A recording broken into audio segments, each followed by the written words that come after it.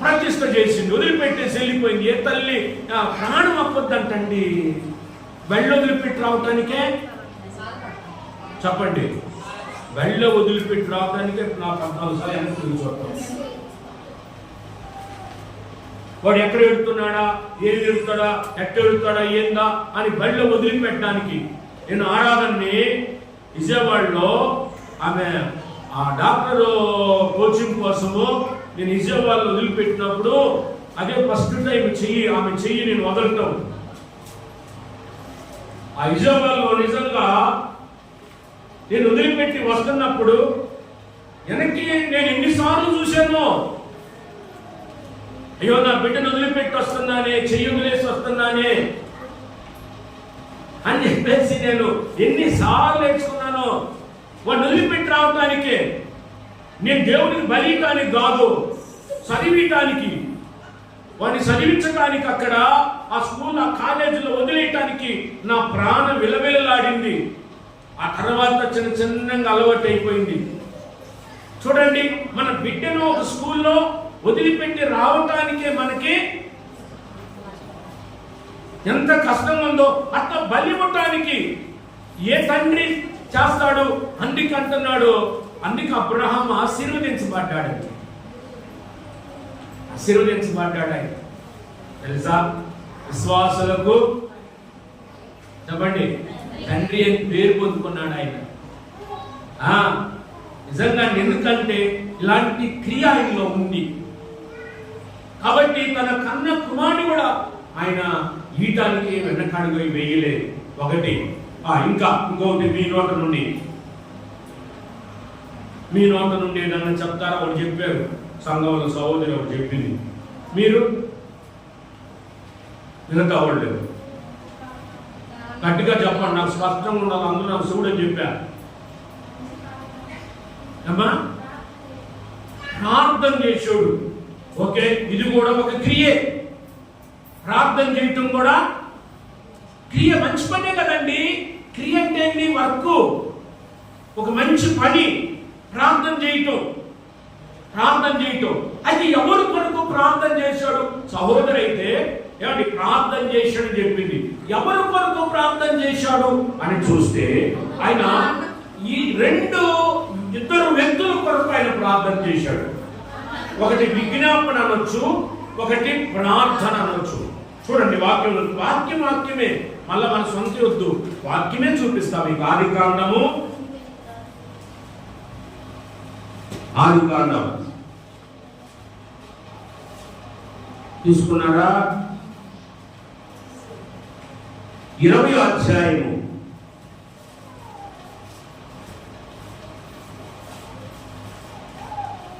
ఆదికాండము 20వ అధ్యాయం 17వ వచనం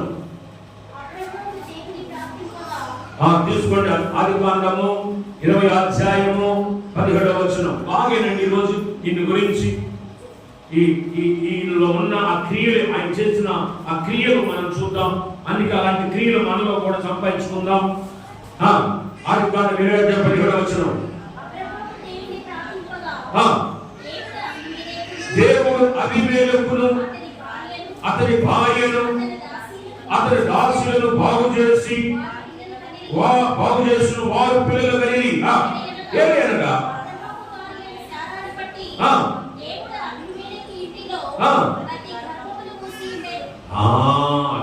సంగతి.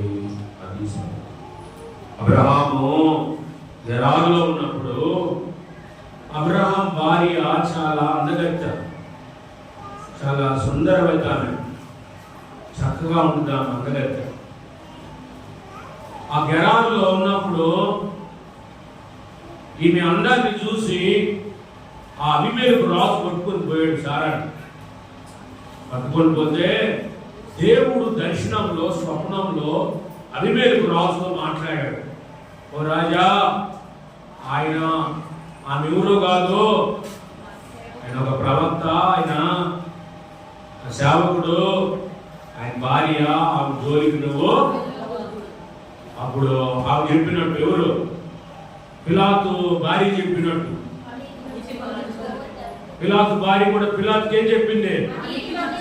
ఆ నీతిమంతుడు జోలికి అట్లానే దేవుడు కూడా అభిమేలుకు చెప్పాడు, ఆమె జోలికి బాబాకు నువ్వని. చూడు, తన బిడ్డల విషయంలో దేవుడు ఎంత కేర్ తీసుకున్నాడు.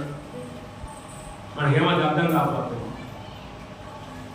దేవుడు చూడు ఎంత కేర్ తీసుకున్నాడు మన విషయంలో. ఆ జోలికి బాబాకు పోయామంటే ప్రార్థిత అన్నట్టు మాట్లాడు.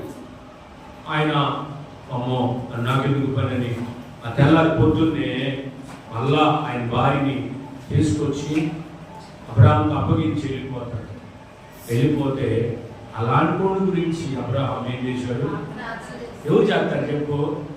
నీ భార్యని కూడా నాకు మాట్లాడి ప్రార్థన చేస్తావా? చేస్తారా? నా భార్యని కూడా నాకు మాట్లాడాడు అనుకుని ప్రార్థన చేయాలి. ఎవరిని ప్రార్థన చేయాలా? చేసిన ఏమని చేస్తాను?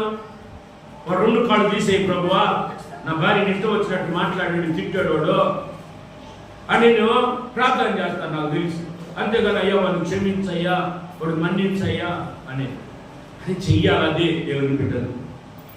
దేవుని బిడ్డల శత్రువుల కోసమైనా, మనకి కీడు చేసే వాళ్ళ కొరకైనా, అది కీడు చేసే వాళ్ళ కొరకైనా మనం ప్రార్థన చేయాలి. నీ శత్రువు కోసమైన నువ్వు ప్రార్థన చేయాలి. కాబట్టి అబ్రహాము అబీమెలెకు గురించి ప్రార్థన చేశాడు.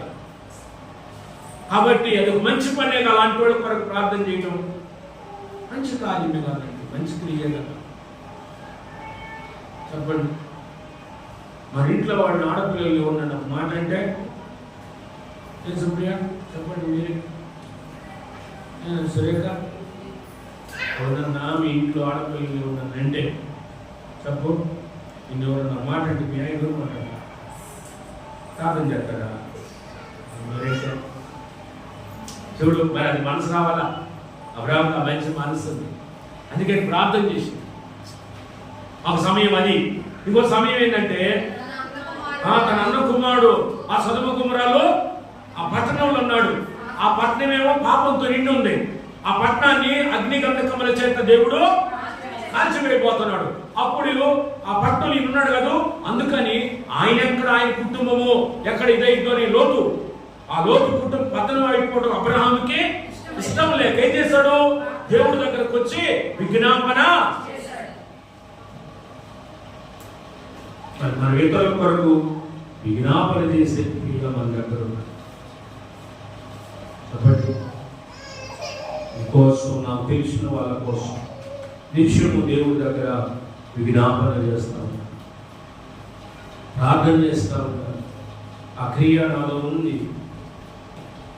దేవుడి కోసం ఏదైనా ఈయటానికైనా నేను సిద్ధమే. ఎందుకంటే ఈ స్థలం ఏమేమి కొన్నాను తెలుసా? మీ అందరికీ ఈ స్థలం ఎట్లా కొన్నానో, ఏ విధంగా కొన్నానో తెలుసా? నాకు ఇల్లు ఉంటే ఆ ఇల్లు అమ్మిన డబ్బులు వస్తే ఆ డబ్బులు పెట్టి 6,10,000 రూపాయలు స్థలం కొన్నాను తెలుసా? దేవుడి మందిరం నాకు ముఖ్యం. తర్వాత నాకు ఏదైనా దేవుడి కోసం. ఎందుకంటే ఈ భూమి ఆకాశం ఉన్నంత వరకు ఈ మందిరం ఉండిపోయింది. ఈ భూమి ఆకాశం ఉన్నంత వరకు ఈ మందిరం ఉండిపోయింది. దేవుని కోసము, దేవుని కోసం. ఆ డబ్బులు పెట్టి నేను ఇల్లు కొనుక్కోవాలి. ఆ డబ్బులు పెట్టి నేను ఇల్లు కొనలేదు. దేవుడు తర్వాతే నాకు ఇల్లు ఇస్తాడు. నాకు ముఖ్యం దేవుడి కోసం ఈ పని చేయాలి. ఎందుకంటే నలుగురు వచ్చి స్థలంలో కూర్చొని ప్రార్థన చేసుకొని పోతారు. నలుగురు వచ్చి దేవుని యొక్క వాక్యాన్ని నిండిపోతారు. అది వాళ్ళకి దీవెనే కదా, ఆశీర్వాదమే కదా. ఆలోచించండి. మరి సహోదరి ఎందుకు అంత దూరం నుంచి వస్తుందా?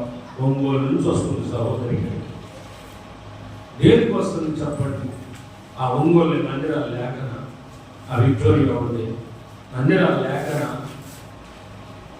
అసలు వాళ్ళ ఇంట్లోనే ఒక మందిరం పెడదామని నేను ఒకసారి అడిగాను. పెద్ద ఇల్లు అది, పెద్ద పంచమాయ విక్టోరియా. ఈ పంచల క్రమంగా ప్రార్థన పెడితే బాగుంది. విక్టోరియాకి ఒక టాలెంట్ ఉంది. విక్టోరియా కాదు ఏంటంటే నలుగురిని ఆకట్టుకునే టాలెంట్ ఉంది. అమ్మాయి కాదు, పోగొట్టుకోదు కానీ ఆకట్టుకుంటుంది. ఆ టాలెంట్ ఉంది. అక్కడ చుట్టుపక్కల వాళ్ళందరినీ లాకరాగలదు, అక్కడికి చేర్చగలదు. అందుకని అట్లాగా దేవుని కోసం త్యాగం, దేవుని కోసం ఇవ్వడం అబ్రహాములో ఉంది. కాబట్టి దేవుని బిడ్డలారా, దేవుని కోసం వెనకాడను, నేను వెనకాడను. ఏ టైంలో పిలిచిన వస్తాను ప్రార్థన చేయడానికి. దెయ్యం పెడితే అర్ధరాత్రి 2 గంటలకు పిలిచాడు. చెబుతానే మీకు, ఆమె కార్పొరేటర్గా గెలిచింది. ఆమె కొరకు దెయ్యం పెట్టింది. ఆమెకి కార్పొరేటర్ కాకముందు పెట్టిందిలే. పెడితే వాళ్ళ ఆయన ఫోన్ చేస్తే వెళ్ళాను. ఆ టైంలో వెళ్ళి ప్రార్థన చేశాను. అవసరంలా ఒక మాట అంటే చాలు, అమ్మా నేను తెల్లారొస్తానంటే నన్ను ఏం కత్తి తీసుకొని పుడుసుద్దా గొడవ. మన మరియమ్మ పై ఇల్లేసింది. మళ్ళీ నేనేమో స్లాబ్ వేసుకోమంటూ వాళ్ళు ఏదో ఇప్పుడు కాదులేన్నా రేకులు వేసుకుంటాం, ప్రస్తుతానికి అని రేకులు వేసుకున్నాను. మళ్ళీ పైన అన్నయ్య 7ంటికి రాను. నేను పడుకునేది ఆ టైంలో. నేను తెల్లారిగా ప్రార్థనలో గడుపుతా. నువ్వు 7ంటికి రాను. నేనన్నా మరియమ్మ 8ంటికి వస్తే ఏమన్నా ఇబ్బంది కాదులేదు. ఆ పొద్దున్న నేను పని చేస్తాను, 7ంటికి రాను. ఏం చేశాను, ఇట్లానే బయలుదేరి మళ్ళీ 2వసారి కొంచెం అని ఎక్కడ దాకా వచ్చో వస్తున్నానమ్మా, దగ్గరకు వస్తున్నాను. చెప్పండి, ప్రార్థన చేయడానికి పరిగెత్తుతున్నాను. నువ్వు పరిగెత్తుతున్నావా? అది అంటే అబ్రహాములు అది ఉంది. లోతు కోసం అడిగాడు, అయ్యా ఆ లోతును కాపాడు, ఆ పట్టణము నువ్వు కాల్చిపోతుంటే దేవుడు అన్నాడు ఖచ్చితంగా. అట్లా ఒక క్రియ ఉన్నాయి. ప్రార్థన చేసే క్రియ, విజ్ఞాపన చేసే క్రియ ఉంటుంది. దేవుడి కోసం దేనిని ఇవ్వడానికి వెనకాడలో ఒక క్రియ ఉంది. ఇంకా చూడండి, ఆది కాండము 18వ అధ్యాయము 3వ వచనం. Very good. వీడు చెప్పారండి ఆ 3వ మాట, 3వ క్రియ ఏందో ఆయన కాడుంది. ఆది కాండము 18వ అధ్యాయం 3వ వచనం. ప్రభువా నీ కటాక్షం నా మీద లేదుగా, ఇప్పుడు నీ దాసుని దాటిపోవద్దు. నేను కొంచెం నీళ్లు తెప్పిస్తాను, దయచేసి కాళ్ళు కడుగుకొని. చూడు ఎంత మంచి క్రియలో, ఎంత మంచి క్రియ కదా. అందుకే మనలో క్రియలు ఉండాలమ్మా, క్రియలు ఉండాలి. నాకు దేవుడు అంటే ప్రేమ, నాకు దేవుడు అంటే విశ్వాసము, అది ఇది చెప్పొద్దు. నీ దగ్గర ఏముండాలా? ఇప్పుడు అబ్రహాం ఏం చేస్తున్నాడు? ఇప్పుడు వాళ్ళ ఇంటికి చెప్పండి ఎంతమంది వచ్చారు? 3. వాళ్ళు దేవదూతలుగా రాలైతే మనుషుల రూపం దాచి వచ్చారు. వాళ్ళ ఇంటికి 3 వస్తే 3 ఏం చేస్తున్నాడు? అయ్యా ఉండండి, ఈ దాసుని మీద మీ కటాక్షం అని కాస్త కాళ్ళు,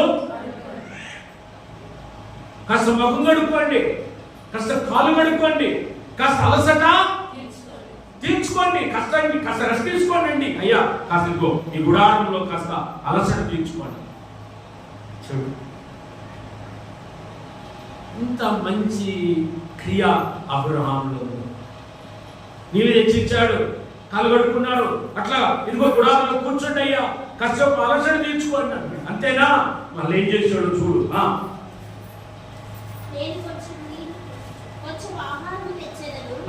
కొంచెం అయ్యా కొద్దిగా ఆహారం కూడా తీసుకొస్తాను, నేను కొంచెం ఆహారం కూడా తెస్తాను, మీ ప్రాణములను బలపరుచుకోండి, తర్వాత మీరు వెళ్ళవచ్చు. ఆ తర్వాత వెళ్ళండి మీరు.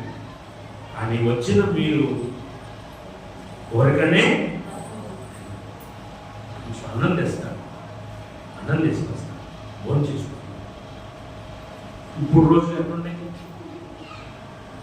చెప్పండి? ఇప్పుడు రోజులు ఎట్లున్నాయి? ఏంటి నలుగురు వచ్చాడు మా ఇంటికే, నలుగురు వచ్చారు, నలుగురికి వండి పెడతారు, ఒకరికైతే వండి పెడతారు, కానీ అంతమందికి వండి పెడతారు అని మనం ఖచ్చితంగా ఈ రోజులు అట్టే ఉండేయండి, అట్టే ఉండేది అన్న హోటల్కి పోదామా చూడండి. కాబట్టి ఇట్లా ఈ మంచి రోజులు, ఈ మంచి క్రియలు పోతున్నాయి.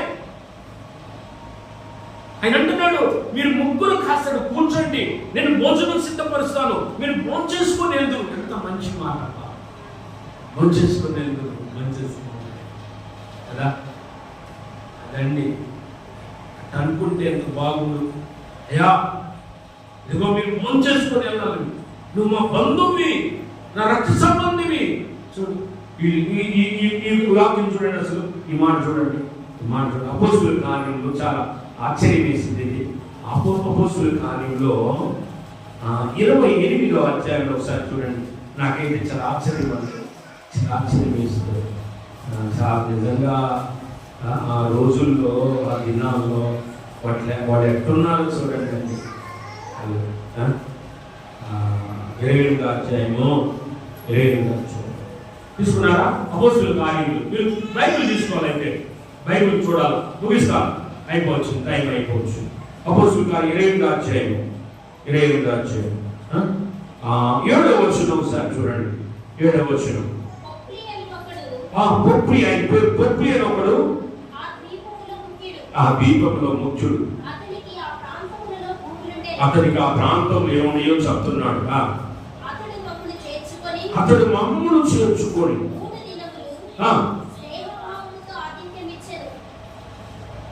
ఓకేనా? ఇంకొకరు చదువుతారా? చాలా చదువు.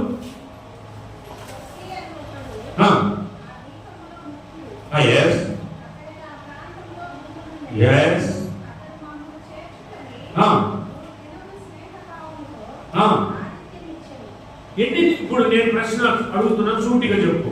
ఎన్ని దినాలు? ఎంతమందికి? మీరు చెప్పద్దు ఎంతమందికి. మమ్మును అన్నాడు అక్కడ, వాక్యం చూసుకో. అతడు మమ్మును చేర్చుకొని, నన్ను చేర్చుకొని అల్లా. నన్ను అంటే ఒక్కరు వస్తారు, అంతేనా? నన్ను అంటే ఒక్కరు వస్తారు, నిన్నంటే 10 మంది వస్తారా? ఒక్కలే వస్తారు, అంతేనా? నన్నంటే ఒక్కడే వస్తాడు, నిన్నంటే, మిమ్మల్ని, మమ్మల్ని అంటే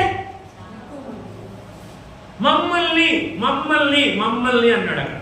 మమ్మల్ని ఎంతమంది వాళ్ళు అని చూస్తే నువ్వే చదువు ఆ వాక్యము సరళ. 27వ అధ్యాయంలో 27వ అధ్యాయం పైన ఉన్న చూడు, 37వ వచనం చూడు.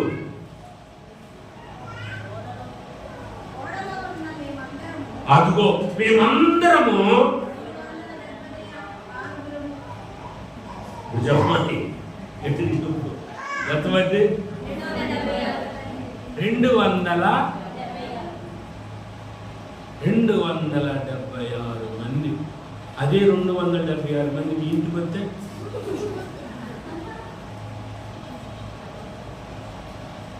నిజంగా చూడండి, వాళ్ళు ఎంత మంచి మనసు అని. వాళ్ళు మనం ఓవర్ కాటం కాదు కదా. మనసున్న నీ మనసు కొత్తది ఇలా పెట్టాలి కదా. నిజంగా వాళ్ళ మనసులు చూడండి. 276 మంది మమ్మల్ని ఒక్కరోజు, మళ్ళీ 3 రోజులంటే వాళ్ళ ఉదయం మధ్యాహ్నం. అదేనండి, ఎందుకంటే చాలా ఉండాలి, చాలా కదా. త్యాగం అండి, శ్వాసలో ఈ క్రియ, త్యాగం అనే క్రియ ఉండాలి. మనకి ఇస్తే ఏమైందో అన్న భయం మనకి కొన్నిసార్లు భయం. చూడండి, 3 దినాలు 3 రోజులు, ఒక్కొక్క రోజుకి 276 మందిని చేర్చుకొని అట్లా 3 కోట్ల వాళ్ళకి ఎక్కడికి పోదాము ప్రతిఫలము. ఈ మాట చదవండి, మాట చదవండి, బలి మాట, బలి గుర్తొచ్చి నాకు కూడా. రూతు గ్రంథంలోకి రండి, భలే మాట గుర్తొచ్చింది ఈ టైంలో. రూతు గ్రంథం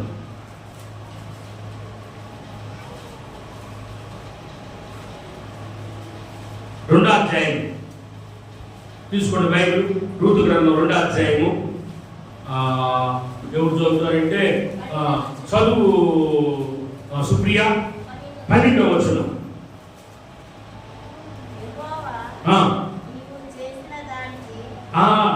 బోయ్ అంటాడు, ఓ ఋతు, నీవు చేసిన దానికి యెహోవా ప్రతిఫలమిచ్చును.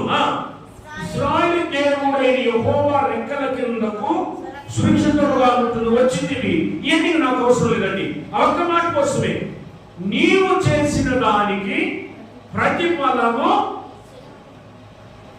పోయిందంటాడు. ఋతు, నువ్వు చేసిన దానికి యెహోవా ప్రతిఫలం ఇస్తాడు. ఇప్పుడు వీళ్ళు చేసిన దానికి, పొప్పులేని ఆయన చేసిన దానికి ఏ ప్రతిఫలం వచ్చింది చెప్పండి. చూడండి, 3 దినాలు వాళ్ళని చూసారా, 3 దినాలు వాళ్ళకి ఆతిథ్యం ఇచ్చారా ఆ 276 మందికి.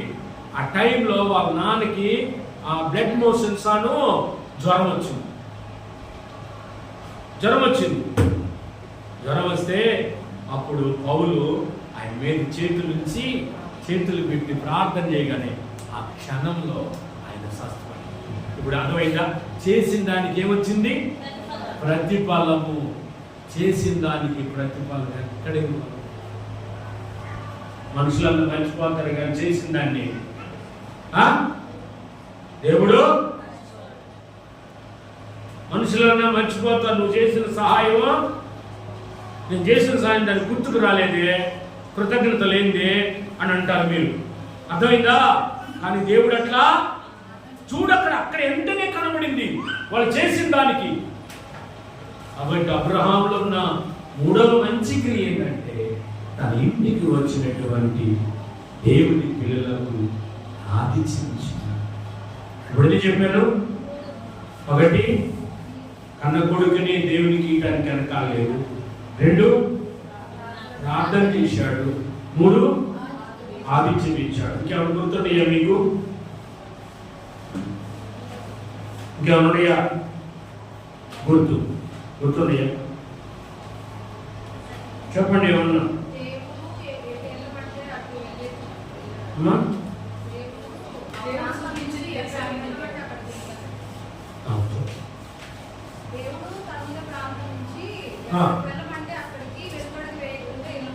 అది మాట వినడం కింద వస్తుంది. క్రియ వినంటుంది. చేసిన పని, ఒక పని చెయ్యాలి. ఇంకేం పని చేశాడు అబ్రహాం? ఇంకొక పని చేశాడు. ఇంకా 2 ఉన్నాయి. 2 చెప్పగలిగితే ఉండేలే, చాలా మర్చుకుని. ఇంకొకటి చెప్పండి సార్, ముగించేస్తాను. మీ నోటితో చెప్పండి. మీరు కూడా కొన్ని తెలుసుకోవాలి కదా, నేనే కాదు. సంఘస్థులు కూడా వాక్యం తెలియాలిగా. సంఘం కూడా వాక్యం తెలియని సంఘం అయి ఉండాలి. ఇప్పుడు రండి, ఏం చేశాడు ఆయన? ఏం చేశాడు? ఆదికాండం 14వ అధ్యాయం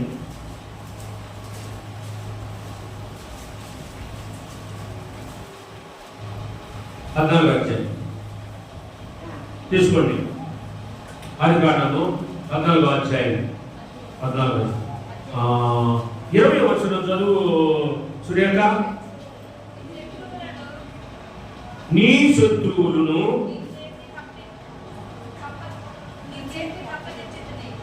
అప్పగించిన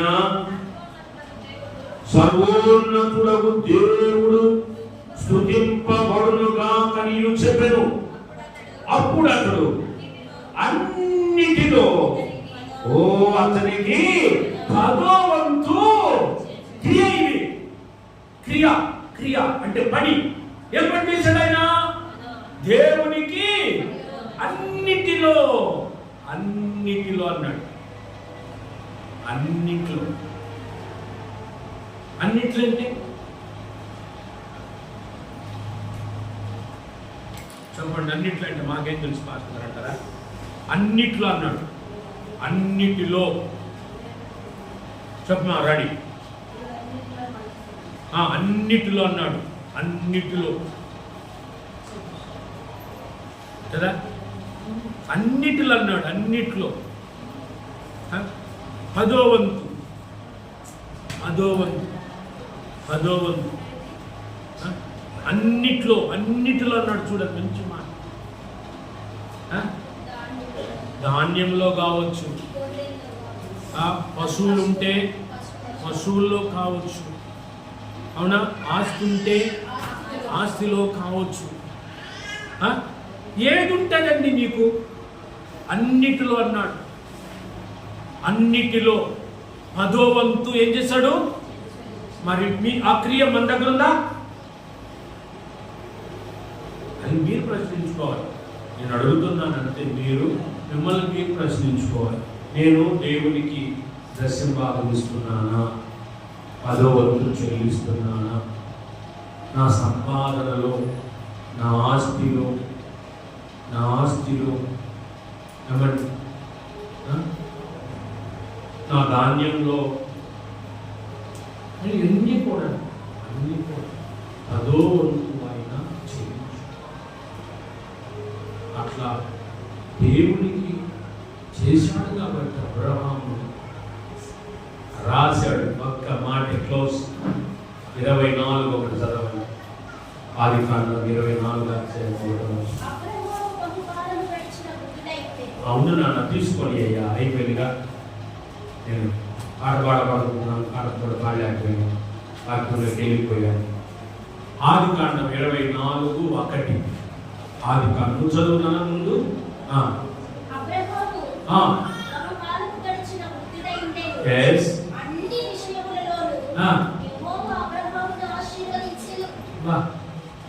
అసలు ముత్యం లాంటి మాట, ముత్యమే బంగారం లాంటి మాట అంటాం మనమైతే.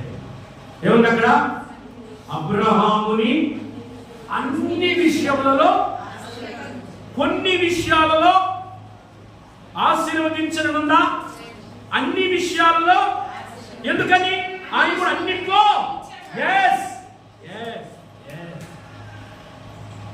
బిడ్డల విషయంలో కానీ, ఏదైనా ఆస్తి విషయంలో కానీ, ఆత్మీయ విషయాల్లో కానీ, అన్నిటిలో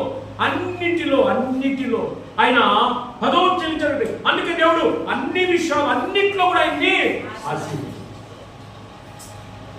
కాబట్టి దేవుడు ఈ క్రియలు అబ్రహాములో ఉన్నాయి.